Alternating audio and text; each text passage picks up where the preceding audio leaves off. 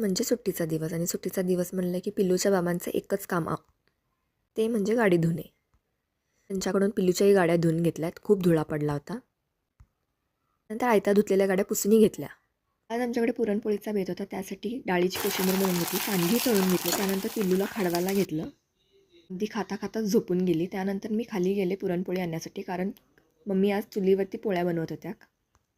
तसं चुलीवरच्या पोळ्या घेऊन आले. त्यानंतर देवाला नैवेद्यही दाखवून घेतला. खूप पसारा झाला होता, त्यामुळे ढीगभर भांडीही घासून घेतली. भांडी घासून किचन क्लीन होईपर्यंत पिल्लूचे बाबा आले होते, तर त्यांच्यासोबत मी जेवायला घेतले. बाकीची पुरणपोळी कशी खातात माहीत नाही, मला मात्र अशीच खायला आवडते, चुरडून. संध्याकाळी आम्ही झालो रेडी बाहेर जाण्यासाठी. सगळ्यांना तिळगुळ वाटले, ते बघून पिल्लूही आपल्या बाबांना देत होती. त्यानंतर आम्ही गेलो होतो मम्मीकडे तिळगुळ देण्यासाठी, जे की मी रेकॉर्ड करायला विसरून गेले. मग नेक्स्ट व्लॉगमध्ये टिल देन बाय.